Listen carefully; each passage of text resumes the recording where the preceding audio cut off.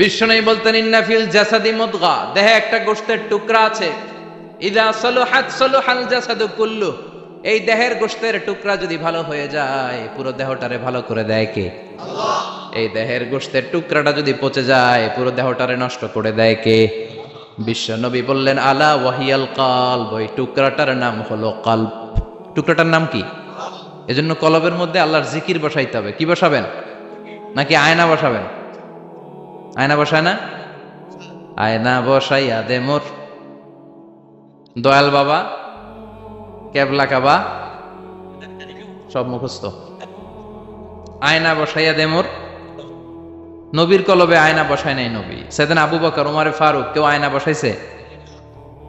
আবু হানিফা, শাফিঈ, এরা কলবের মধ্যে আয়না বসাইছে? বসাইছে জিকির। চিল্লায় বলেন বসাইছে কি? এজন্য আল্লাহ বললেন আলা বিযিক্রিল্লাহি তাতমাইন্নুল কুলুব। দুনিয়ার কোন জিনিস দিয়ে কলব ঠান্ডা হয় না, দুনিয়ার কোন জিনিস দিয়ে কলব পরিচ্ছন্ন হয় না। কলব শুধু পরিচ্ছন্ন হয় একটা জিনিস দিয়ে, লা ইলাহা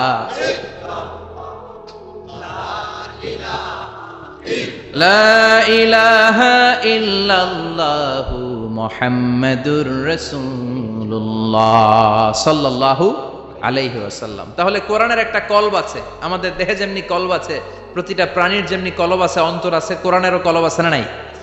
কোরআনের কলবের নাম? চিল্লায় বলেন কোরআনের কলবের নাম। আবার বিশ্বনবী বলতেন ইকরাউ আলা মাউতাকুম সূরাত ইয়াসিন, তোমাদের মুমূর্ষ ব্যক্তিদের সামনে বসে সূরাত ইয়াসিন তেলাওয়াত করো।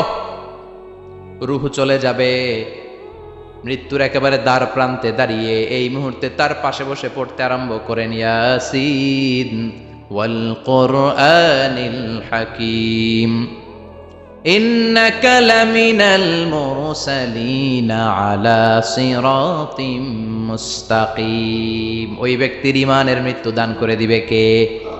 মৃত্যুর কষ্ট হালকা করে দিবে কে? আবার বিশ্বনবী বলতেন রাত্রিবেলা যে ব্যক্তি একবার সূরাত ইয়াসিন তেলাওয়াত করে ঘুমাতে যায়, সকালবেলা নিষ্পাপ অবস্থায় তারে ঘুম থেকে জাগাবে কে? আল্লাহ। তাহলে এই সূরার মর্যাদা কম কম না বেশি বেশি? কলবুল কোরআন, এটা কোরআনের কলব, একবার পড়লে 10 পড়ার সওয়াব। আবার মুমূর্ষ ব্যক্তির সামনে বসে সূরা ইয়াসিন তেলাওয়াত করতে বলা হয়েছে, তাহলে মৃত্যুর কষ্টরে হালকা করে দেয় কে? আল্লাহ। আবার রাত্রিবেলা সূরা ইয়াসিন তেলাওয়াত করলে সকালবেলায় নিষ্পাপ বানায় দেয় কে? মনে থাকবে? কোরআনের কলবের নাম কি? ভুলে যাবেন না তো? বেশি বেশি তেলাওয়াত করতে রাজি আছেন? সকাল সন্ধ্যা তেলাওয়াত করবেন তো? সূরা ইয়াসিন ছাড়াও এই সূরার অনেকগুলো নাম তাফসীর গ্রন্থে পাওয়া যায়। এই সূরার একটা নাম হচ্ছে সূরাতুল কাদিয়া। সূরাতুল তাকদি হাজাতা কারিইহা, যে এই সূরা তেলাওয়াত করে ওই তেলাওয়াতকারীর যে হাজত আছে, প্রয়োজন আছে, এই সূরার বরকতে আল্লাহ তার প্রয়োজন পূরণ করে দেয়। আমাদের জীবনে প্রয়োজন আছে না নাই? কার কাছে চাইবো? বিপদে পড়লে কারে বলবো? আমরা বিপদে পড়লে প্রথমে শেয়ার দেই ফেসবুকে। কোথায় শেয়ার? আগে শেয়ার দিব কার কাছে? মনে থাকবে? বিপদে পড়লে ফেসবুকে শেয়ার দিব না, বন্ধুরে শেয়ার করব না, বউয়ের কাছেও পরে শেয়ার করব, আগে শেয়ার করব কার কাছে? মনে থাকবে? এজন্য বিশ্বনবী বলতেন এই সূরার নাম সূরাতুল কাদিয়া, মানুষের হাজত পূরণ করে দেয়। এই সূরা তেলাওয়াত করে যদি আপনি আল্লাহর কাছে কোনো বিপদ থেকে পানা চান অথবা কোনো প্রয়োজন নিয়ে দোয়া করেন, সূরার বরকতে প্রয়োজনটা পূর্ণ করে দেয় কে? আল্লাহ। কেউ যেটা পারে না পারে কে? কেউ যেটা দেয় না দেয় কে? আল্লাহ। কেউ যেটা শোনে না শোনে কে? তাহলে পেলাম সূরাতুল কাদিয়া। আরেকটা নাম আছে সূরার, সেটা হচ্ছে সূরাতুল আযীমা, সুমহান সূরা। কি সূরা? সুমহান, আযীমা। এই আযীম আর আযীমা এই শব্দ দুইটা অনেক দামি, আল্লাহ যে কোনো জায়গায় ব্যবহার করেন নাই। বিশ্বনবীর চরিত্রের উপমা দিতে যে আল্লাহ আযীম শব্দ বলেছেন, তাই না? রব্বুল আলামিন বলেন ওয়া ইন্নাকা লাআলা খুলুকিন আযীম। ও নবী, সাধারণ কোন চরিত্র আপনারে আমি দেই নাই, আপনারে আমি দিয়েছি আযীম একটা চরিত্র। খুলুকুন আযীম, and verily indeed you are on a very good standard of character. অসাধারণ চরিত্র দিয়েছি। বিশ্বনবীর চরিত্র বুঝাতে যে আল্লাহ কি শব্দ ব্যবহার করেছেন? কথা বলে না, তাফসীর শিখে যেতে হবে। কোন শব্দ ব্যবহার করেছেন? আজিম। আবার আল্লাহ নিজের পরিচয় দিতে যে আজিম বলেছেন, ওয়ালা ইয়াউদুহু হিফযুহুমা ওয়া হুয়াল আলিয়্যুল আযীম। সুবহানাল্লাহ। আকাশ জমিনের নিয়ন্ত্রণ করতে যে আল্লাহ কখনো ক্লান্ত হয় নাকি? কারণ তিনি হচ্ছেন আল আলিয়্যুল আযীম। আল্লাহু আকবার। তার মানে নবীর চরিত্রের ক্ষেত্রে আজিম, আল্লাহর নিজের সত্তার ক্ষেত্রে আল্লাহ বললেন আজিম। আবার বললেন কিয়ামতের দিন গোটা পৃথিবীটারে আমি নাড়িয়ে দেব, গোটা পৃথিবীতে একটা আমি ভূমিকম্প দিব। এ কথাও কোরআনে আছে না নাই? ইদা জুলজিলাতিল আরদু জিলজালাহা আল কারিয়াতু মাল কারিয়া। পুরো পৃথিবী কাঁপিয়ে দিব। এই কাঁপাকাঁপিটা ওই দিনের ভূমিকম্পটা কি অন্যান্য সময়ের ভূমিকম্পের মতো হবে? এই ভূমিকম্পকে আল্লাহ বলেছেন আজিম। ইন্না জালজালাতা সাআতি লা শাইউন আযীম। সেদিনের ভূমিকম্প সাধারণ কোনো আর্থকোয়েক নয়, সাধারণ ভাইব্রেশন না, এটা আযীম।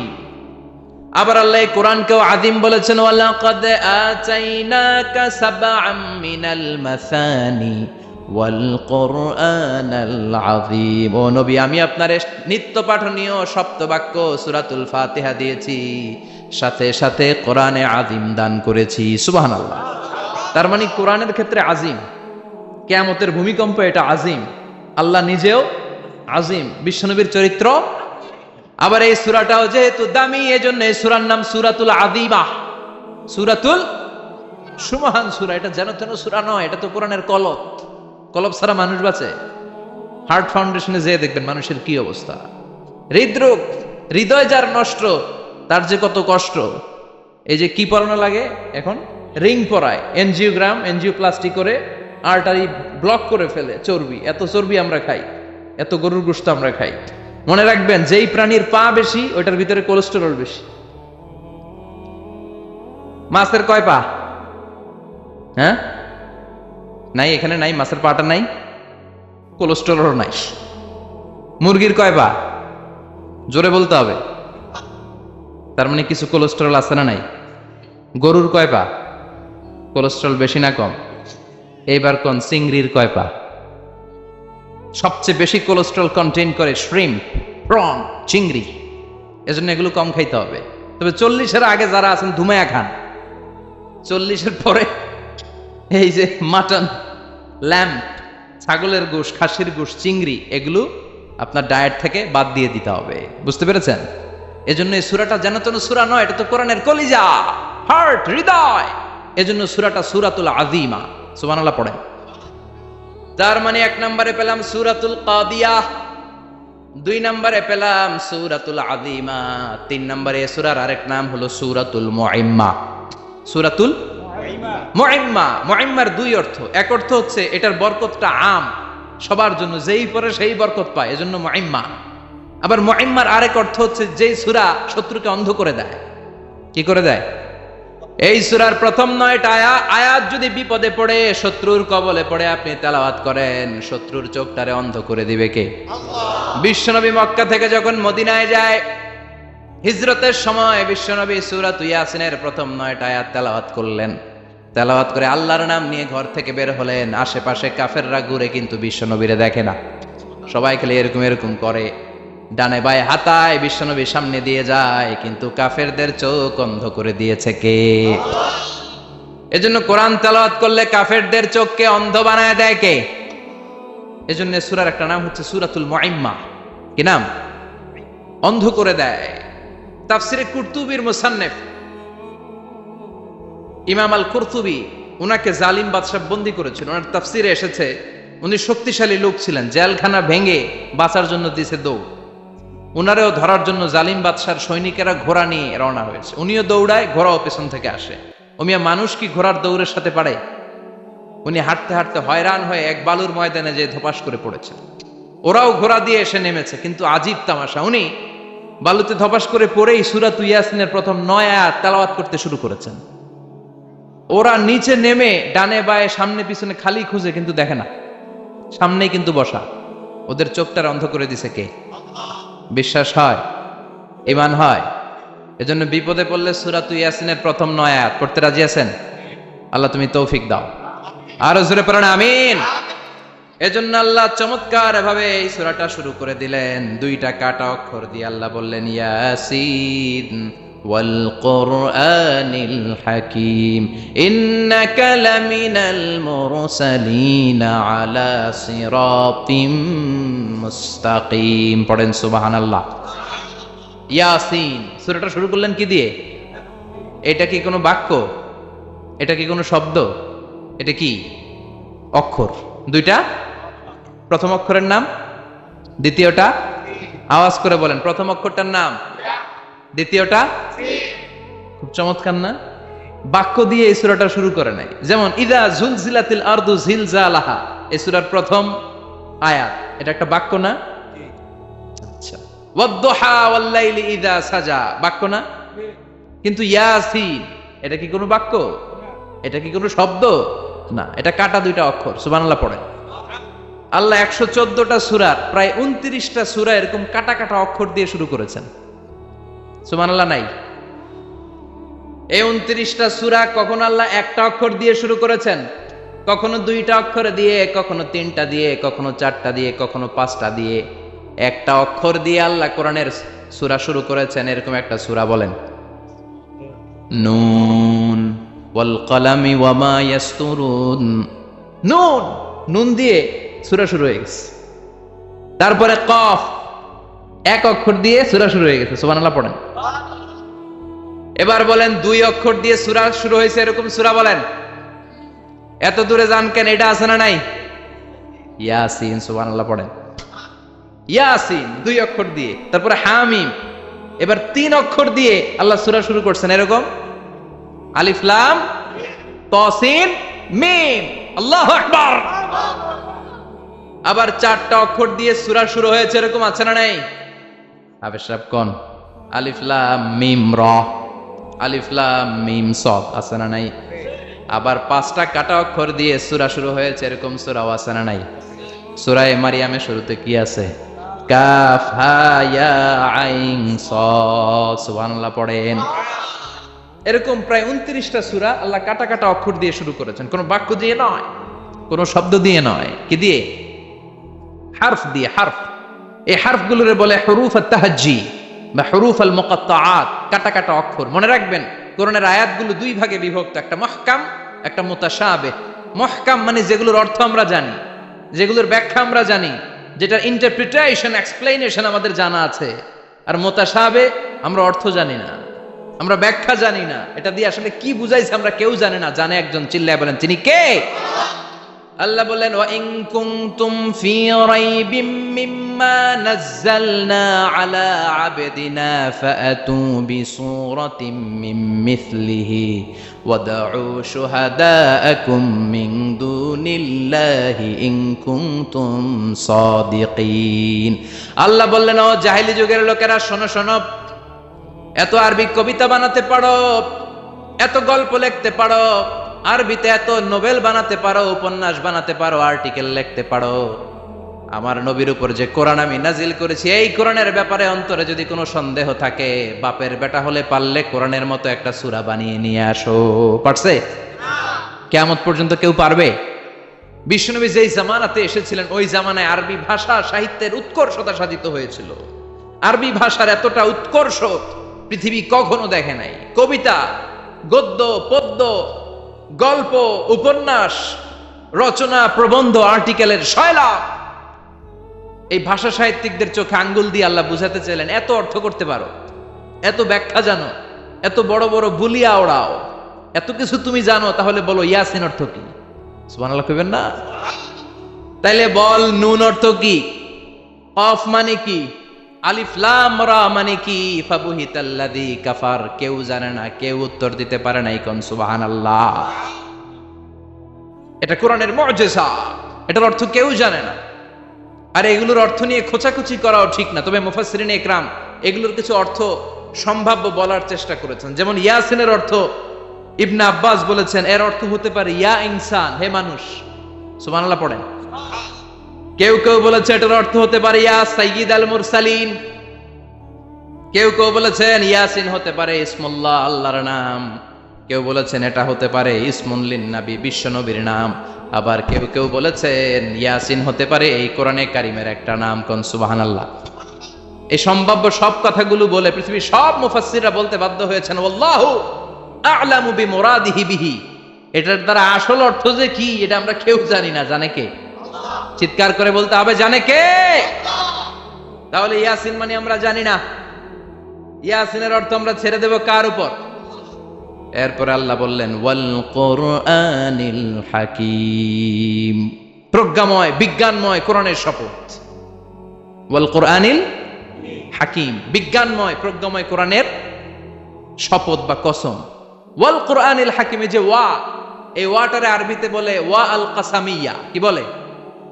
ওয়া আল কাসামিয়া, কসম কাটার জন্য আল্লাহ ওয়া ব্যবহার করেছেন। যত জায়গায় কোরআনে আল্লাহ কসম কেটেছেন ওই কসমের শব্দটার আগে ওয়া আছে না নাই? ও মিয়া, কোরআনে আল্লাহ সময়ের শপথ করেছেন, কসম কেটেছেন, যুগের কসম কেটেছেন। যুগের সময়ের আরবি হলো আল আসর, এই আসরের আগে ওয়াও আছে না নাই? কি বলছে আল্লাহ? ওয়াল আসর, ওয়াল। আবার তিন ফলের কসম আল্লাহ কোরআনে কেটেছেন, কি বলেছেন? ওয়াত্তিন, মানে তিনের কসম। জাইতুনের কসম কেটেছেন, বলেছেন ওয়াজ জাইতুন। তুর পাহাড়ের কসম কেটেছেন, বলেছেন ওয়া তুর সিনিন। যত জায়গায় কসম তত জায়গায় ওয়াও আছে না নাই? পাহাড়ের নামে কসম কেটেছেন, আল্লাহ বলেছেন ওয়াত্তুর। সূর্যের নামে কসম কেটেছেন, আল্লাহ বলেছেন ওয়াশ-শামসি ওয়া দুহাহা। সুবহানাল্লাহ কইবেন না? ফজরের নামে কসম কেটেছেন, কি বলেছেন? ওয়াল ফাজর। জিলহজ মাসের প্রথম 10 রাতের কসম কেটেছেন, কি বলেছেন? ওয়া লায়ালিন আশার। জোর আর বেজরের কসম কেটেছেন, আল্লাহ বলেছেন ওয়াশ-শাফঈ ওয়াল ওয়াতর। সূরা ইয়াসিনে কাটা কাটা দুইটা অক্ষরের পরে রব্বুল আলামিন কোরআনের কসম কেটেছেন, এজন্য আল্লাহ বলেছেন ইয়াসিন ওয়াল কোরআনিল হাকিম। ইয়াসিন ওয়াল কোরআনিল হাকিম, প্রজ্ঞাময় বিজ্ঞানময় কোরআনের শপথ। কোরআনের মধ্যে বিজ্ঞান আছে না নাই? বেশি না কম? বিশ্বাস হয় না নাস্তিকদের কথা বিশ্বাস হয়?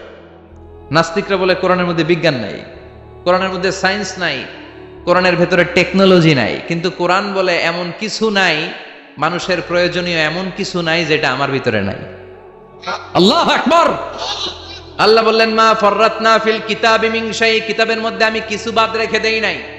ইতিহাসের কথা বলেছি, পাতালপুরীর কথা বলেছি, ঊর্ধ্ব জগতের কথা বলেছি, মহাকাশের কথা বলেছি, cosmology, astrology, geology, zoology, botany, human anatomy, embryology, সব কিছুর কথা কোরআনের মধ্যে দিয়েছে কে?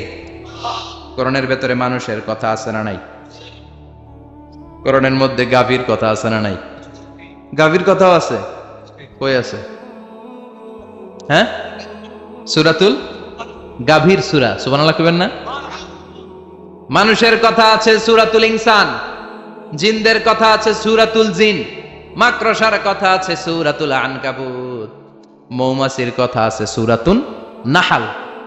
মৌমাছির কথা বলেছেন, দুধের কথা বলেছেন, প্রাণীর কথা বলেছেন, খাদ্যের কথা বলেছেন, মানুষের দেহ বৈশিষ্ট্যের কথাও বলেছেন। চিৎকার করে পড়েন আল্লাহু আকবার। আল্লাহ বললেন ওয়া আওহা রাব্বুকা ইলান নাহলি আনিত্তাখিযি মিনাল জিবালি বুয়ুতাও ওয়া মিনাশ শাজারি ওয়া মিম্মা ইয়ারিশুন। সুবহানাল্লাহ পড়েন। ওয়া আওহা রাব্বুকা ইলান নাহল, আল্লাহ মৌমাছির কাছে সিক্রেট মেসেজ পাঠিয়েছেন। সুবহানাল্লাহ পড়েন। ওহীকে আরবিতে বলে সিক্রেট মেসেজ। ওয়াল কোরআনিল হাকিম, বিজ্ঞানময় কোরআনের শপথ, প্রজ্ঞাময় কোরআনের শপথ। বিশ্বনবী বলেন লা তুহসা আজাইবুহু, কোরআনের আশ্চর্যান্বিতার কোনো শেষ নাই। ওয়ালা তাবলা গারাইবুহু, কোরআন কোনদিন কারো কাছে পুরাতন মনে হয় না। ফিহি মাসাবিহুল হুদা, কোরআনের মধ্যে আছে হেদায়েতের মশাল। ওয়া মানারুল হিকমা, কোরআন হলো বিজ্ঞানের সুউচ্চ মিনার। লা তুহসা আজাইবুহু, কোরআনের আশ্চর্যান্বিতার শেষ নাই। যতই পড়বেন আপনি আশ্চর্য হয়ে যাবেন, যতই স্টাডি করবেন, যতই অধ্যয়ন করবেন, আপনার চোখকে খুলে দিবে কে? ওয়ালা তাবলা গারাইবুহু, কোরআন কখনো পুরাতন হয় না। পুরান হয় নাকি? যার বয়স 50 বছর ধরে নামাজি মানুষ, প্রতি নামাজের প্রত্যেক রাকাতে কোন সূরা পড়া লাগে? তো 50 বছর যদি কেউ নামাজি হয়, তাহলে কত লক্ষবার উনি সূরা ফাতিহা পড়ছে উনি নিজে জানে? তারপরেও কোনোদিন কি মনে হয়েছে সূরা ফাতিহাটা একটু পুরান পুরান লাগে? আজকে কুলহল্লা দিয়ে শুরু করুন, কথা বলেন। পুরান লাগছে কোনোদিন? এত পড়ছি এটা, আজকে আর এটা না, আজকে আর একটা, এরকম মনে হয়? ওলা চাপলা গরাইবহু, পুরান লাগে না। প্রতিদিন নতুন, প্রতিনিয়তই নতুন, অলওয়েজ নিউ, সব সময় নতুন। এজন্য বিশ্বনবী বললেন লা তুহসা আজাইবুহু, কোরআনের আশ্চর্যান্বিতার শেষ নাই। ওয়ালা তাবলা গরাইবুহু, কোরআন কখনো পুরাতন হয় না। ফিহি মাসাবিহুল হুদা, কোরআনের মধ্যে আছে হেদায়েতের মশাল। ওয়া মানারুল হিকমা, কোরআন হলো বিজ্ঞানের সুউচ্চ মিনার। সুবহানাল্লাহ।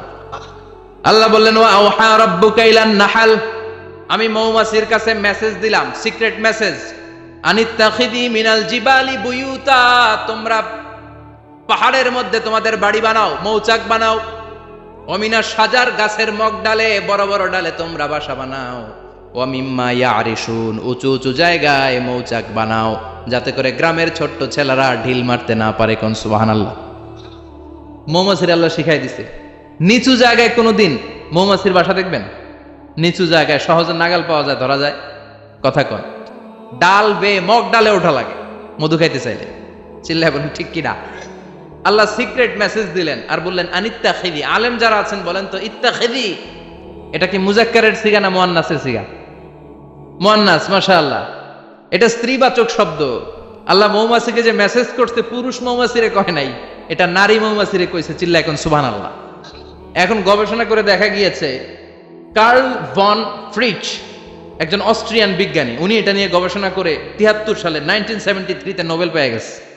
এই আয়াতের উপর গবেষণা করে আল্লাহ কেমন করে সিক্রেট মেসেজ দিয়েছেন, কেমন করে মৌমাছি মৌচাকের বাসা বাঁধে, কেমন করে মধু আহরিত হয়, এটার উপর গবেষণা করে উনি একটা বই লিখেছেন, দ্য ডান্সিং বিজ।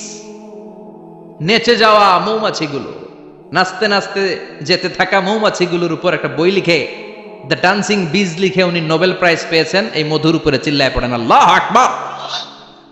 এখন কোরআনের আয়াত থেকে বোঝা গেল আনিত্তাখিদি মিনাল জিবালি বুয়ুতা, আল্লাহ নারী মৌমাছিকে বলেছেন মৌচাক বানাও, তোমাদের মধু রাখার জন্য বাসা বানাও। কার্ল ভন ফ্রিচ গবেষণা করে পেয়েছে, মৌচাকের বাসা বানানো হয়, মধু আহরণ করা হয়, যেই মৌমাছিটা নেতৃত্ব দেয় এটা পুরুষ মৌমাছি নয়, এটা হলো মহিলা মৌমাছি। কোন সুবহানাল্লাহ। পুরো মৌচাকের মধ্যে মধু আহরণ, মধু নেওয়া, পুরো প্রসিডিউরটা সারার জন্য কোনো পুরুষ মৌমাছি লিডিং দেয় না, লিডিং দেয় একটা নারী মৌমাছি, স্ত্রী মৌমাছি। এজন্য ইত্তাখিদ, ম্যাসকুলিন জেন্ডার ইউজ না করে আল্লাহ বলেছেন ইত্তাখিদি। নারী মৌমাছিকে আল্লাহ অ্যাড্রেস করে বলেছেন যাও মৌচাক বানাও, আর এটার মধ্যে মধু আহরণ করো। চিল্লায় পড়েন আল্লাহু আকবার। আল্লাহ বললেন ইত্তাখিদি মিনাল জিবালি বুয়ুতা, পাহাড়ের মধ্যে ঘর বানাও। অমিনাস সাজার, গাছের বড় ডালের মধ্যে ঘর বানাও। ওয়ামিম্মা ইয়ারিশুন, উঁচু উঁচু জায়গায় ঘর বানাও। উনি গবেষণা পেয়েছেন এই মধুর মধ্যে অসাধারণ কিছু ন্যাচারাল অ্যান্টিসেপটিক আছে। কি আছে? Natural antiseptic. এটার নাম হচ্ছে প্রপিলিস। প্রপিলিস নামে একটা লিকুইড পাওয়া যায় মৌচাকের মধ্যে। এটা কাটা জায়গায় লাগা দিলে স্যাভলন, ডেটল কিছু লাগানো লাগবে না। ওই প্রপিলিসের কারণে আপনার কাটা জায়গা এমনি শুকায় যাবে। সুবহানাল্লাহ পড়েন। দ্বিতীয় বিশ্বযুদ্ধে রাশিয়ান যত সৈনিকরা যুদ্ধে আহত হতো, ওরা আলাদা করে অ্যান্টিসেপটিক খাইতো না, ওরা মধু আইনা লাগাই দিত আর সুস্থ হয়ে যেত। সুবহানাল্লাহ পড়েন। নিউজিল্যান্ডের কিছু বিজ্ঞানীরা আবিষ্কার করেছে মৌমাছির হুলের ভিতরে রেমেটিক ফিভারের অ্যান্টিবায়োটিক আছে। অনেকের বাত জ্বর হয়, বাতের ব্যথা থাকে না? থাকে, মুরব্বীদের বেশি হয়। ওই জায়গার মধ্যে যদি আপনি মৌমাছি এনে ঢুকাই দিতে পারেন, মৌমাছির হুল লাগাই দিতে পারেন, ভালো হয়ে যাবে। মৌমাছি যখন হুল ফুটায় আরাম লাগে না অনেক? খাইছেন? কামড় খাইছেন? হ্যাঁ, মজা লাগে। তো নিউজিল্যান্ডের এই গবেষকরা এরা আবিষ্কার করেছে যে মৌমাছি যদি হুল ফুটিয়ে দেয়, ওইখানে বাতের ব্যথা থাকলে, বেদনা থাকলে এটা ভালো হয়ে যাবে। আমি নিজে দেখেছি, বিবিসি একটা ডকুমেন্টারি, ইজিপশিয়ান একজন ফিজিশিয়ান, চিকিৎসক, উনি ওনার বাতের ব্যথায় আক্রান্ত যত রুগীরা আছে ওদের গায়ের মধ্যে মৌমাছি এনে এনে নিজে নিজে হুল ফুটায়। রুগী চিৎকার মারে, ও মাগো, ও আল্লাহ গো, কিন্তু একদিন পরে ব্যথা নাই, আর কয় ভালো হয়ে গেছে। সুবহানাল্লাহ কইবেন না? তো এজন্য এই কার্ল ভন ফ্রিচ 1973-তে দ্য ডান্সিং বিজ লেখে গোটা বিশ্বকে তাক লাগিয়ে দিয়েছে। তার গবেষণার প্রতিটি পয়েন্ট কোরআনের এই আয়াতের সাথে মিলে যায়। চিৎকার করে পড়েন আল্লাহু আকবার। এই যে আমরা মধু খাই, এই মৌচাকের ভেতরে অন এন অ্যাভারেজ অ্যারাউন্ড 60,000 মৌমাছি থাকে। তিন ভাগে, একটা হচ্ছে কুইন বি, একটা মেল বি, আর একটা হচ্ছে ওয়ার্কার বি। একটা থাকে রানী মৌমাছি, এর নেতৃত্বে সবাই চলে। আর একটা থাকে মেল বি, পুরুষ মৌমাছি, বংশ বাড়ানোর জন্য এদের কাজে লাগে। আর সব হচ্ছে ওয়ার্কার বি, সবাই কাজ করে। আল্লাহ বললেন সুম্মা খুলি মিন কুল্লি সামারাত ফাসলুকি সুবুলা রাব্বিকি যুলুলা। আল্লাহ সিক্রেট মেসেজ দিয়ে বললেন, গাছের উপরে বাসাবাদ, পাহাড়ের উপরে মৌচাকের বাসাবাদ, উঁচু উঁচু জায়গায় তোমরা তোমাদের বাসা বাঁধো। সুম্মা কুলি মিন কুল্লি সামারাত, এরপর এলাকার যত মিষ্টি মিষ্টি ফুল আছে, ফল আছে, ওখান থেকে রস নিয়ে আসো। সুবহানাল্লাহ। পুষ্প রস সংগ্রহ করে মধুগুলো, এটার বলে sweet nectar. They collect the sweet nectar from the flowers. এবং মধুর মধ্যে এত চমৎকার জিনিস থাকার কারণ হচ্ছে মৌমাছিগুলো ওই এলাকার সব ধরনের ফুল, ভালো ভালো সুগন্ধযুক্ত ফুল ফল থেকে রস নিয়ে আসে। তো ওই গাছগুলোর মধ্যে বনাজি গাছ আছে না নাই, ঔষধি গাছ আছে না নাই? এজন্য মধুরে বলা হয় সব রোগের ঔষধ। যত বনাজি ঔষধি গাছের নির্যাস আর পুষ্প রস আছে, সব আল্লাহ মধুর ভিতরে ঢুকায়া মধুকে আল্লাহ ন্যাচারাল ভ্যাকসিন বানিয়ে দিয়েছেন। চিল্লায়ে পড়েন আল্লাহু আকবার। আল্লাহ বললেন সুম্মা কুলি মিন কুল্লি সামারাত, সব ফল আর ফুল থেকে এই নেকটার পুষ্পরস নিয়ে আসো। ফাসলুকি সুবুলা রাব্বিকি যুলুলা, যেমন যেমন গিয়েছিলা পথ চিনায় আবার ফিরে আসো। ইয়াখরুজু মিন বুতুনিহা শারাব, এরপর তাদের পেট থেকে বের হয় শারাব। মুখতালিফুন আলওয়ানু, এক একটা মধুর কালার হয়ে যায় এক এক রকম। কোন সুবহানাল্লাহ। সরষে ফুলের মধু একটু সাদা সাদা হয় না? আমি হচ্ছি মধু খাওয়ার পোক। আমি দেশে বিদেশে যেখানে গিয়েছি ফ্রেশ হানি আমি অনেক খুঁজেছি। ইয়ামানি একটা মধু পাওয়া যায়, ইয়ামানের সাওয়াহিলি এলাকায়, পাহাড়ি এলাকায়, একেবারে কুচকুচে কালো। আবার অনেক মধু আছে কিছুটা খয়েরি এবং হলুদ বর্ণের। কিন্তু সরষে ফুলের যে মধুটা, এটা অনেকটা সাদা। এই পুষ্পরস নিয়ে মৌমাছিগুলো মৌচাকের মধ্যে ঢেলে দেয় না, এগুলো খেয়ে ফেলে। প্রত্যেকটা মৌমাছির পেটের ভেতরে আল্লাহ 2টা করে স্টোমাক দিয়েছে, পাকস্থলী। সুবহানাল্লাহ পড়ে। এটাই কার্ল ভন ফ্রিচ দ্য ডান্সিং বিজ বইয়ের মধ্যে লিখেছে গবেষণায়, যে 2টা পাকস্থলী। একটা পাকস্থলী দিয়ে মৌমাছি খায়, নিজে খেয়ে বাঁচে। আর একটা পাকস্থলী দিয়ে এই ফ্লাওয়ার নেক্টার, পুষ্প রস সংগ্রহ করে ওই পাকস্থলীতে রাখে। ওই পাকস্থলীর ভেতরে আল্লাহ একটা ন্যাচারাল এনজাইম দিয়েছেন। ওই এনজাইমের সাথে ওই পুষ্প রসটা মিক্সড হয়। তারপরে আরেকটা টিউব আছে, ওই টিউব দিয়ে মৌমাছি যে সেই বাসার মধ্যে মৌমাছি যে সেখানে সাপ্লাই করে দিয়ে আসে, মধু ঢুকিয়ে দিয়ে আসে। চিল্লায় পড়েন সুবহানাল্লাহ। তার মানে বিষয়টা এমন না ফুলের রস নিয়ে মৌচাকের দিয়ে আসলো, ফুলের রস সে নেয়, তার স্পেশাল একটা স্টোমাকের মধ্যে ঢুকায়, সেখানে এনজাইম দিয়ে, পাচক রস দিয়ে আল্লাহ এটাকে সমৃদ্ধ করে দেয়। তারপর আলাদা একটা নল দিয়ে, টিউব দিয়ে মৌচাকের ভেতরে ঢুকিয়ে দেয়। কোন সুবহানাল্লাহ। কি অসাধারণ পদ্ধতিতে আল্লাহ মধু বানালেন। আর কি সুন্দর মধু হাতের মধ্যে লয়া জিব্বা দিয়া চাটে আর গান গায়, মধু হই হই বিষাবাইলা। আছে না নাই? আল্লাহ শুকরিয়া নাই? মধু খায় আর গান গায়, মধু হই হই বিষাবাইলা, অনহারণে ভালোবাসার দাম নদিলা। আছে না নাই? ডাকাইত। এই মধু খেয়ে শুকরিয়া করতে হবে কার? চিৎকার করে বলেন শুকরিয়া করতে হবে কার? আল্লাহ বললেন ইয়াখরুজু মিন বুতুনিহা, এটা মধু সরাসরি চলে আসে না, ওর পেট থেকে বের হয়। মুখতালিফুন আলওয়ানুহু, বিভিন্ন রঙের মধু আছে না নাই? ব্ল্যাক কালারের মধু হয়, হোয়াইট হানি হয়, অর্গানিক হানি হয়, ক্রিমড হানি হয়। কত ধরনের মধু যে আল্লাহ পৃথিবীতে রেখেছে তার ইয়ত্তা নাই। এরপর আল্লাহ বললেন ফিহি শিফাউন লিন্নাস, মধুর ভিতরে শিফা দিয়েছে কে? এজন্য বিশ্বনবীর খাদ্য তালিকার মধ্যে মধু আছে না নাই? বিশ্বনবী সুগন্ধযুক্তওয়ালা মধু খেতেন, দুর্গন্ধযুক্তওয়ালা কোনো মধু মুখে নিতেন না। সুবহানাল্লাহ। বিশ্বনবীর জামানায় মাগাফির নামে একটা মধু ছিল, দুর্গন্ধযুক্ত। এটা কখনো বিশ্বনবী মুখে নিতে চাইতেন না। সুগন্ধযুক্ত মধু সবসময় বিশ্বনবী খেতেন। বিশ্বনবীর স্ত্রীরা এই সুগন্ধিযুক্ত মধু বোতলের মধ্যে প্রিজার্ভ করে রাখতেন বিশ্বনবীকে দেওয়ার জন্য। বিশ্বনবী প্রাণ ভরে এগুলো পান করতেন। সুবহানাল্লাহ। বিশ্বনবী যে সমস্ত খাদ্যগুলো পছন্দ করতেন হাদিসে এসেছে, বিশ্বনবী রুটি খেতেন, খেজুর খেতেন। খেজুর, খেজুর চিনেন? বালাহ, তামার, দুধ খেতেন, এই মধু খেতেন। জব খেতেন, বার্লি খেতেন, লাউ খেতেন, রুম্মান, ডালিম ফল, আনার ফল, আনার চিনেন আনার, এই আনার খেতে পছন্দ করতেন বিশ্বনবী। মাশরুম খেতেন, মাশরুম, মাশরুম চিনেন, ব্যাঙ্গের ছাতার মতো। রেস্টুরেন্টে ইদানিং মাশরুমের স্যুপ পাওয়া যায়, এটা খাবেন। যাদের চোখের জ্যোতিতে সমস্যা, দৃষ্টিতে সমস্যা, খাবেন। হাদিসে এসেছে আল কামআতু মিনাল মান ওয়া মাউহা শিফাউন লিল আইন। মাশরুম হলো মান্না সালোয়ার মতো খাবার। মাশরুমের স্যুপ যারা খাবে, চোখের জ্যোতি যাদের কম, তাদের চোখের জ্যোতি বাড়িয়ে দিবে কে? বুখারীর বর্ণনা, কানা রাসূলুল্লাহ ইউহিব্বুল হালাওয়া ওয়াল আসাল। বিশ্বনবী মিষ্টান্ন খেতে বড্ড পছন্দ করতেন, আবার বিশ্বনবী বেশি বেশি মধু খেতে পছন্দ করতেন। সুবহানাল্লাহ। কোরআনে দুইটা জিনিসের ক্ষেত্রে আল্লাহ শিফা যোগ করেছেন, যে দুইটা জিনিসের সাথে সম্পৃক্ত হলে শিফা। এক হচ্ছে কোরআন পড়লে শিফা, অনুনাজ্জিলু মিনাল কোরআনি মা হুয়া। আবার কোরআনে এই আয়াতের ক্ষেত্রে বলা হয়েছে শিফা ফিহি শিফাউন লিন্নাস। এজন্য সাইয়েদানা ইবনে মাসউদ এই উম্মাকে উদ্দেশ্য করে বলেছেন, আলাইকুম বিশিফাইন, তোমাদের উচিত দুইটা জিনিস থেকে শিফা নেয়া। এক হলো কোরআন, দুই হলো আসাল মানে মধু। কোন সুবহানাল্লাহ। কোরআন তেলাওয়াত করলে অসুস্থরে সুস্থ করে দেয় কে? সূরা ফাতিহা তেলাওয়াত করলে অসুস্থকে সুস্থ বানিয়ে দেয় কে? আবার মধু খেলে সুস্থ বানিয়ে দেয় কে? মধু খেয়ে প্রশংসা করবেন কার? নাকি মধু হই হই বিষাবাইলা বলবেন এগুলো কখনো? খাঁটি মধু খেতে হবে। খাঁটি মধু চিনার উপায় হচ্ছে, এটাতে পিঁপড়া জমে না, এটা ফ্রিজে রাখলে জমাট বাঁধে না, এটাতে দুর্গন্ধ হয় না। এক গ্লাস পানির মধ্যে এক ড্রপ মধু ছেলে দিলে এটা পানির সাথে না মিশে একেবারে নিচে চলে যায়। খাঁটি মধু খেতে হবে। তাহলে ফিহি শিফাউন লিন্নাস।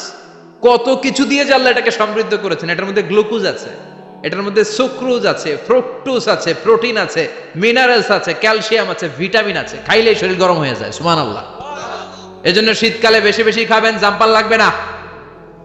শীতকালে মধু খেয়ে রাত্রে বেলায় বের হবেন, আর মাফলার পেঁচিয়ে বের হওয়া লাগবে না। সুবহানাল্লাহ পড়েন। তার মানে আল্লাহ বললেন ইয়াসিন ওয়াল কোরআনিল হাকিম, প্রজ্ঞাময় বিজ্ঞানময় কোরআনের কসম। এরপরে আল্লাহ বললেন গোলাম ওয়া ইন্নালাকুম ফিল আনআমি লাইবরা, প্রাণীকুলের দিকে নজর করে তাকাও। প্রাণীকুলের মধ্যে আমি তোমাদের জন্য নিদর্শন রেখেছি। নুসকিকুম মিম্মা ফি বুতুনিহি, এই প্রাণীকুলের পেট থেকে একটা চমৎকার জিনিস আমি বের করে দেই, এটার নাম হচ্ছে দুধ। এটা কি?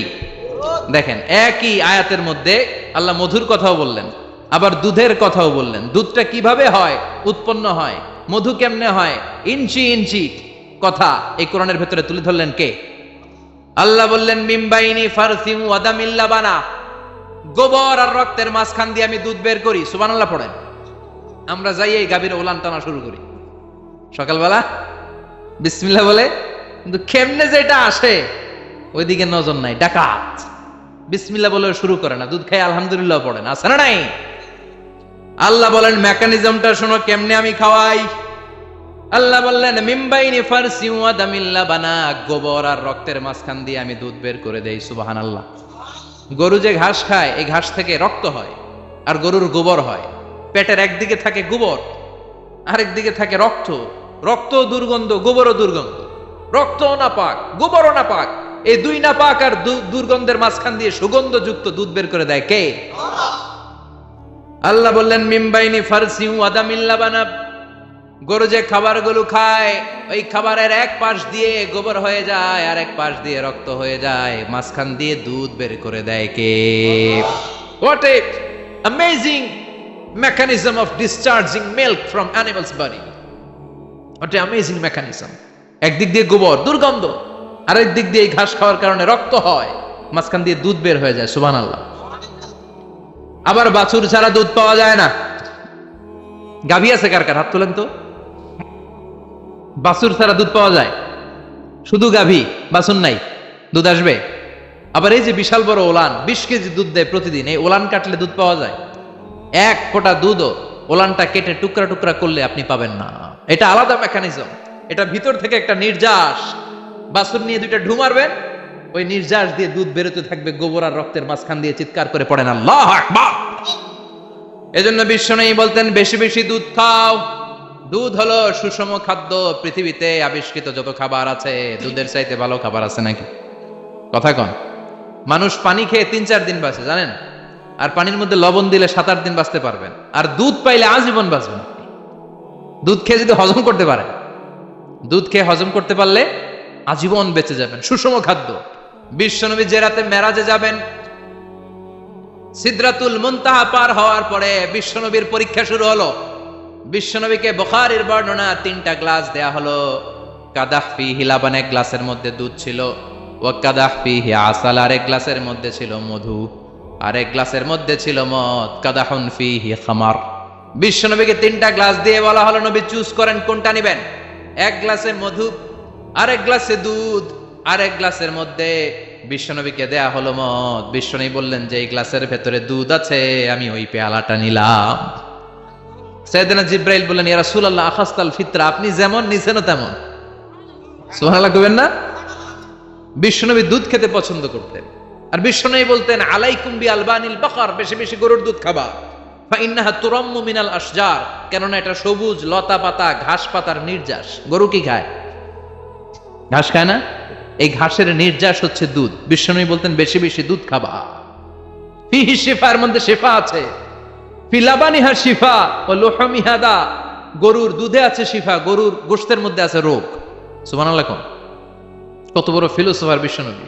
বিশ্বনবী বলে গিয়েছেন গরুর দুধ বেশি খাও, কিন্তু গোশ বেশি খাইও না। আর আমরা গরুর গোশ পাইলে কোপায় ফেলা। সাদা ভাত আর ঝাল গরুর মাংস যদি হয়, ওই যে অনেকের জিহ্বায় পানি চলে আসছে। সুবহানাল্লাহ কইবেন না? বিশ্বনবী বলতেন দুধ খাও, গোশ খাইও কম। গরুর গোশত কম খাবা, গরুর দুধ বেশি খাবা। সুস্থ রাখবে কে? আবার বিশ্বনবী মায়েদেরকে বলেছেন, ও মায়েরা, সন্তান হওয়ার পরে 2 বছর দুধ খাওয়াবা। আল্লাহু আকবার। ওয়াল ওয়ালিদাতু ইউরদি'না আওলাদাহুন্না হাওলাইনি কামিলাইনি লিমান আরাদা আন ইউতিম্মার রাদাআ। সন্তান যারা পেয়েছো মায়েরা, বোনেরা, 2 বছর দুধ খাও। সন্তানকে সুস্থ রাখবে কে? বাচ্চা ডেলিভারির পরপরই আল্লাহ তাআলা মায়ের বুকে একটা দুধ দেয়, এটাকে বলে শাল দুধ। এটা হচ্ছে বাচ্চার জীবনের প্রথম প্রাকৃতিক টিকা। সুবহানাল্লাহ কয় না? এটা বেবির জীবনে ন্যাচারাল প্রাকৃতিক টিকা, প্রতিষেধক আল্লাহ দিয়ে দিয়েছে। আপনার বাচ্চাকে টিকা দিন, স্লোগান আছে না? 5টা-7টা টিকা দেয়া লাগে। প্রথম টিকাটা আল্লাহ নিজেই ফ্রি দিয়ে দিছে। এটা শাল দুধের ভেতরে পাওয়া যায়। এজন্য বাচ্চাকে শাল দুধ খাওয়াতে হবে। তার ব্রেনের গ্রোথ হবে, সে শক্তিশালী হবে, সে দেশপ্রেমিক হবে, সে আল্লাহওয়ালা হবে। চিল্লা এখন ঠিক কিনা? যে মায়েরা বাচ্চারে দুধ খাওয়ায়, ওই বাচ্চারা মায়েরে ভালোবাসে বেশি। আর যেই মা গুলো বাচ্চারে দুধ না খাওয়ায় আর ডানু খাওয়ায়, আর কি কি আছে, হরলিক্স আর সিরালেক, কমপ্লেট, যারা এগুলো খাওয়াবে, ডানু খাওয়াবে, যারা ল্যাকটোজেন খাওয়ায়, যারা বুকের দুধ খাওয়াতে চায় না কোনো কারণ ছাড়া, 2 বছর বাচ্চারে দুধ দিতে চায় না, এই বাচ্চাগুলো বড় হলে ওই মারে বৃদ্ধাশ্রমে দিয়ে আসবে। কথা কন, কথা কন। এজন্য মায়েরা, বোনেরা, সন্তান হলেই তাকে বুকের দুধ দিয়ে আল্লাহর পক্ষ থেকে যে টিকাটা, এই টিকাটা পেটের ভিতরে ঢুকাই দিতে হবে। চিল্লা এখন ঠিক কিনা? এটা হচ্ছে ন্যাচারাল টিকা। এজন্য আল্লাহ বললেন, ইয়াসিন ওয়াল কোরআনিল হাকিম। ইয়াসিন, বিজ্ঞানময় কোরআনের শপথ। কোরআনের মধ্যে বিজ্ঞান আছে না নাই? অভাব নাই। কয়টা শুনবেন? আল্লাহ কসমোলজির কথা বলেছে, অ্যাস্ট্রোলজি কথা। কসমোলজি হচ্ছে সৃষ্টি তত্ত্ব। কসমোলজি কি? সবাই বলেন কসমোলজি কি? আল্লাহ বললেন, আওয়ালাম ইয়ারাল্লাযীনা কাফারু আন্নাস সামাওয়াতি ওয়াল আরদা কানাতা রাতকান ফাফাতাকনাহুমা। কাফেররা কি দেখে না মহাবিশ্বের সব কিছু একসাথে মিলে ঝিলে ছিল, বিশাল এক বিস্ফোরণের মাধ্যমে আমি মহাবিশ্ব তৈরি করেছি। সুবহানাল্লাহ। আদিতে, শুরুতে কিন্তু সব আকাশ, বাতাস, জমিন, চন্দ্র, সূর্য, নক্ষত্র, গ্রহ, নীহারিকা পুঞ্জ, গ্যালাক্সি, ব্ল্যাক হোল, সবকিছু মিলেমিশে একসাথে ছিল। এটার ঘনত্ব ছিল খুব বেশি। মহাবিশ্বের সবকিছু ছিল একটা বিন্দু। এটাকে বিজ্ঞানীরা নাম দিয়েছে দ্য সিঙ্গুলারিটি, মহা একত্ব। এরপর একটা প্রচন্ড বিস্ফোরণের মধ্য দিয়ে মহাবিশ্ব সৃষ্টি হয়েছে। এটার ওরা নাম দিয়েছে বিগ ব্যাং থিওরি। কি নাম? স্টিফেন হকিং সবচেয়ে বড় পদার্থবিজ্ঞানী ছিল। সে একটা বই লিখেছে, from the brief history of time, a brief history of time from big bang two black hole. সেখানে সে প্রমাণ করেছে কোরআনের এই আয়াত, কানাতা রাতকান, মহাবিশ্বের সবকিছু একটা বিন্দু ছিল, চাঁদ সূর্য গ্রহ তারা সব কি ছিল? কথা বলেন, সবাই বলেন। একটা মাত্র বিন্দু ছিল। আল্লাহ বলেন, don't the disbeliever observe that the heavens and earth were joint together, then I separated with a gigantic sound explosion. সব একসাথে ছিল, চাঁদ তারা আকাশ নদী নালা সব একসাথে। তারপরে একটা বিকট বিস্ফোরণের মধ্য দিয়ে পৃথিবী হয়েছে, এ চাঁদ হয়েছে, চন্দ্র হয়েছে, সূর্য হয়েছে, মহাবিশ্বের সবকিছু এই মহাবিস্ফোরণের মধ্য দিয়ে হয়েছে। চিৎকার করে পড়েন আল্লাহু আকবার।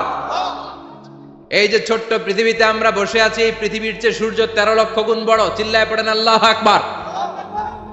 এটা কি বাড়ির কাছের কথা? 13 লক্ষ গুণ বড়, কল্পনা করা যায়? তার মানে কি সূর্যই সবচেয়ে বড়? না, সূর্যের চেয়ে অনেক বড় বড় তারা আছে। ব্যাটেলজিউস নামে একটা তারা আছে মহাকাশে, যেটা যে সূর্য পৃথিবীর চেয়ে 13 লক্ষ গুণ বড়। এই ব্যাটেলজিউস তারা সূর্যের চেয়ে 33 কোটি গুণ বড়। এই ব্যাটেলজিউস তারাটাই কি সবচেয়ে বড়? না, এর চেয়েও কত বড় তারা যা আছে কোনো হিসাব নাই। এরকম বিশাল বিশাল তারা ঘুরতে ঘুরতে মাওয়াকিউন নুজুম, ব্ল্যাক হোল নামে একটা রেঞ্জ আছে। এই রেঞ্জের মধ্যে যদি ঢুকে যায়, ছোট্ট বাচ্চার মুখে চকলেট দিলে বাচ্চা যেমনি চকলেট চুষে খেয়ে ফেলে, এই বিশাল বিশাল তারাগুলো ব্ল্যাক হোলের মধ্যে ঢুকলে এক মুহূর্তের মধ্যে নিঃশেষ হয়ে যায়। চিল্লায় পড়েন আল্লাহু আকবার। এজন্য আল্লাহ বললেন, ফালা উকসিমু বিমাওয়াকিউন নুজুম, এই তারকা নিঃশেষ হওয়ার যে জায়গাটা, এই জায়গার কসম আমি কোরআনের মধ্যে খেলাম। এই ব্ল্যাক হোলের রেঞ্জের ভেতরে তারা আসলে মুহূর্তের মধ্যে নিঃশেষ বানিয়ে দেয় কে? একটা তারার চেয়ে আরেকটা তারা বড়। এরকম হাজার কোটি তারা মিলে আমাদের গ্যালাক্সি। এই গ্যালাক্সির নাম হচ্ছে মিল্কি ওয়ে। কি নাম? আমাদের গ্যালাক্সির নাম কি? সবাই বলেন তো। Milky Way. কি নাম? এরকম একটা গ্যালাক্সি না, লক্ষ কোটি গ্যালাক্সি আছে। আমাদের গ্যালাক্সির পরে সবচেয়ে কাছের গ্যালাক্সির নাম অ্যান্ড্রোমেডা। কি নাম? এই অ্যান্ড্রোমেডা গ্যালাক্সি আমাদের গ্যালাক্সি থেকে 2.5 মিলিয়ন লাইট ইয়ার দূরে, মানে 25 লক্ষ লাইট ইয়ার। সুবহানাল্লাহ কইবেন না? আলোর গতি হচ্ছে পৃথিবীতে সবচাইতে বেশি বর্তমান সময় পর্যন্ত, জানেন? সেকেন্ডে কত মাইল? 1,86,000 মাইল। এক সেকেন্ডে আলো ছুটে 1,86,000 মাইল বেগে। এত বেগের কোন প্লেন বা রকেট নিয়ে যদি আপনি আমাদের গ্যালাক্সি থেকে মিল্কি ওয়ে থেকে অ্যান্ড্রোমেডাতে যেতে চান, তাহলে আপনার 25 লক্ষ বছর লেগে যাবে।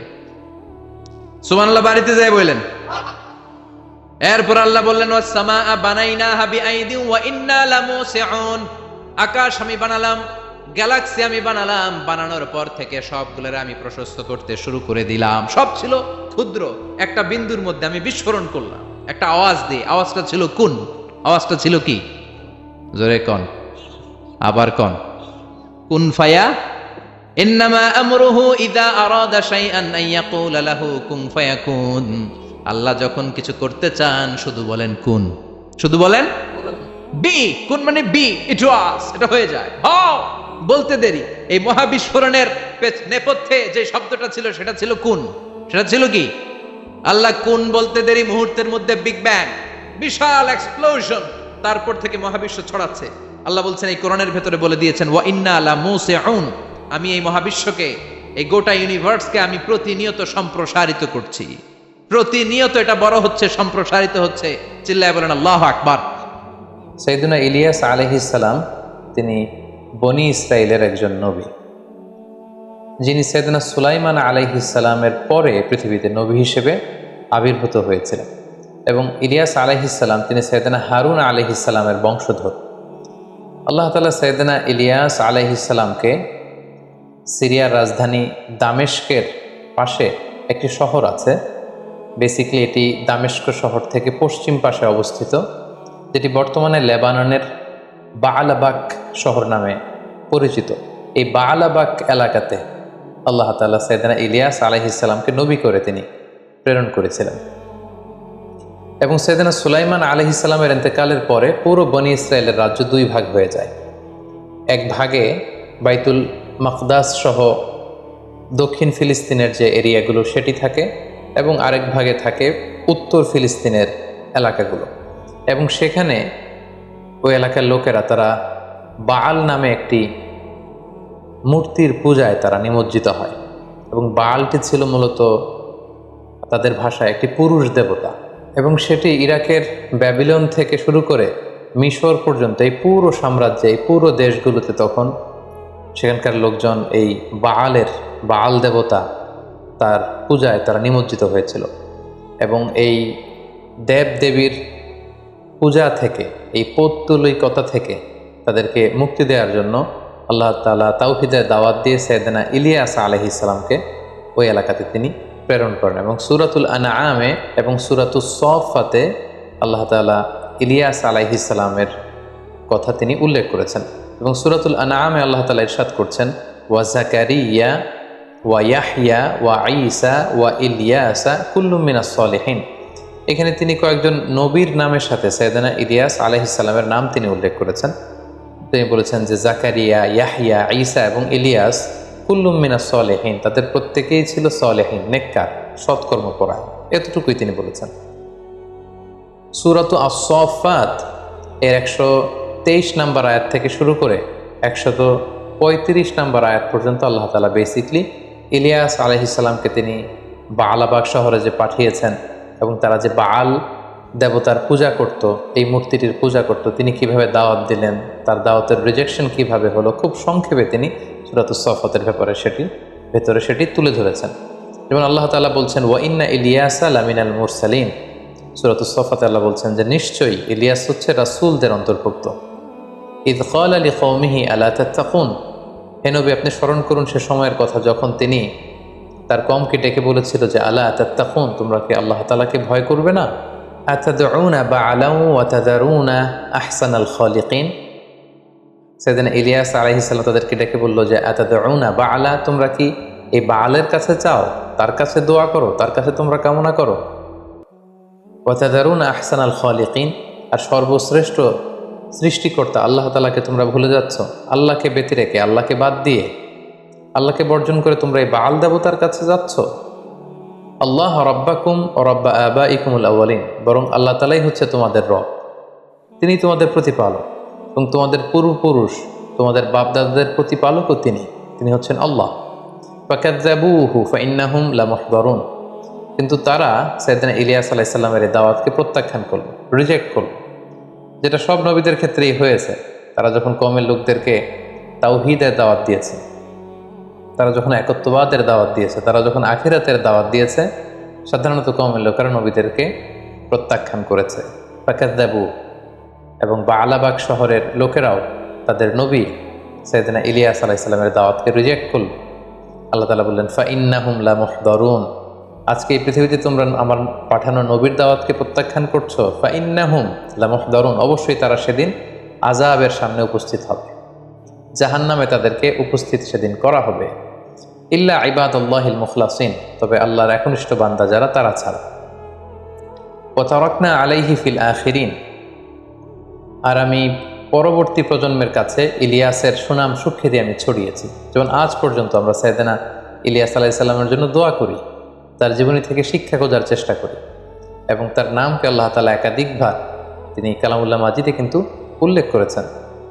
এরপর আল্লাহ তাআলা বললেন, সালামুন আলা ইলিয়াসিন, ইলিয়াসের উপর আল্লাহ তাআলা শান্তি বর্ষিত হোক। ইলিয়াস আলাইহিস সালামের কোনো মুফাসসিরিন একরাম বলেছেন যে দুটা নাম, একটা নাম হচ্ছে ইলিয়াস আর একটা হচ্ছে ইলিয়াসিন। সূরাতুল আনআমে আল্লাহ তাআলা ইলিয়াস বললেন, আর এখানে আল্লাহ তাআলা বললেন ইলিয়াসিন।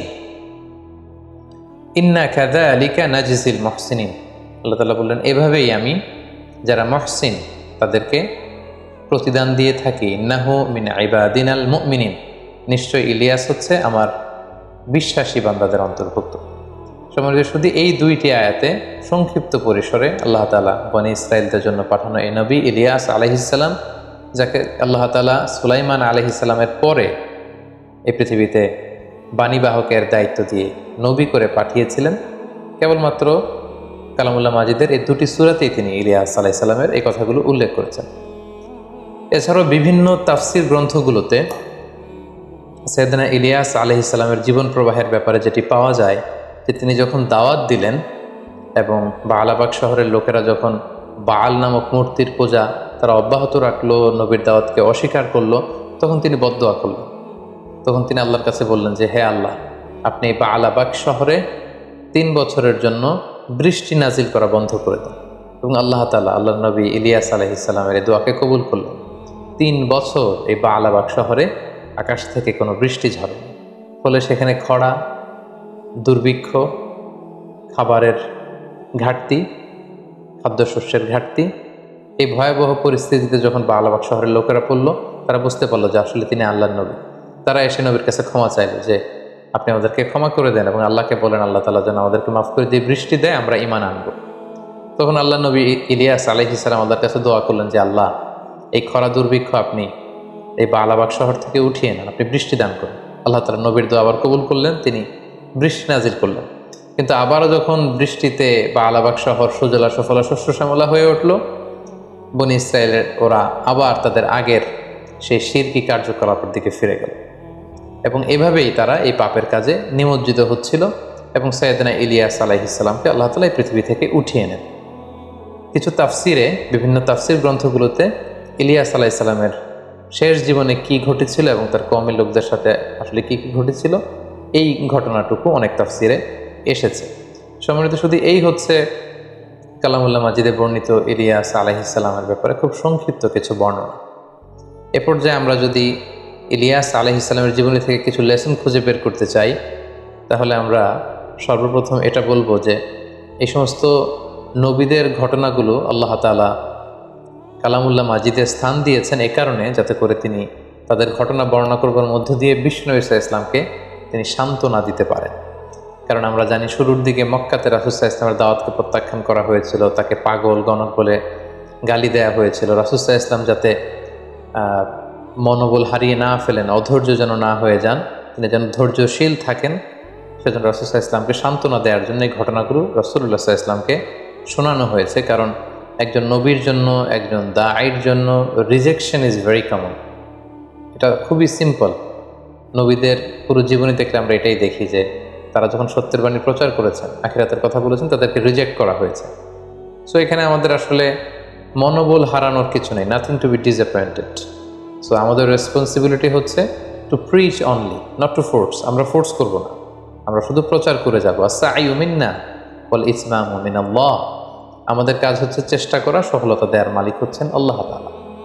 আল্লাহ তাআলা কোরআনে বলেছেন, ইন্নাকা লা তাহদি মান আহবাবতা ওয়ালাকিন্নাল্লাহা ইয়াহদি মান ইয়াশা। হে নবী, আপনি যাকে চাইবেন তাকে হেদায়েত দিতে পারবেন না, হেদায়েত দেওয়ার মালিক হচ্ছেন কেবলমাত্র আল্লাহ তাআলা। তাহলে এই শিক্ষাটা আমরা পেলাম যে রিজেকশন ইজ ভেরি কমন, কিন্তু একজন দাঈ, তার কাজ হচ্ছে দাওয়া পৌঁছে দেওয়া, just to preach, not to force. 2 নম্বর যে ব্যাপারটি আমরা ইলিয়াস আলাইহিস সালামের জীবনী থেকে জানতে পারি, সেটা হচ্ছে শিরক হচ্ছে সবচাইতে বড় পাপ এবং সেই পাপেই কিন্তু বালাবাক নগরীর লোকেরা, ইলিয়াস আলাইহিস সালামের কওমের লোকেরা নিমজ্জিত ছিল এবং তারা স্পেশাল একটা দেবতার পূজা করত। দেবতাটার নাম হচ্ছে বাল এবং এই বালের নামে আজও লেবাননের একটা শহর আছে বালাবাক, বালাবাক সিটি নামে আজও এই শহরটি কিন্তু সেখানে রয়েছে, অনেক প্রাচীন একটি শহর। এবং এই শিরকের গুনাহ আল্লাহ তাআলা কিন্তু কখনো ক্ষমা করেন না। ইন্নাল্লাহা লা ইয়াগফিরু আন ইউশরাকা বিহি ওয়া ইয়াগফিরু মা দুনা যালিকা লিমান ইয়াশা। আল্লাহ তাআলা চাইলে সব গুনাহ ক্ষমা করে দেন, কিন্তু তিনি শিরকের গুনাহ ক্ষমা করেন না।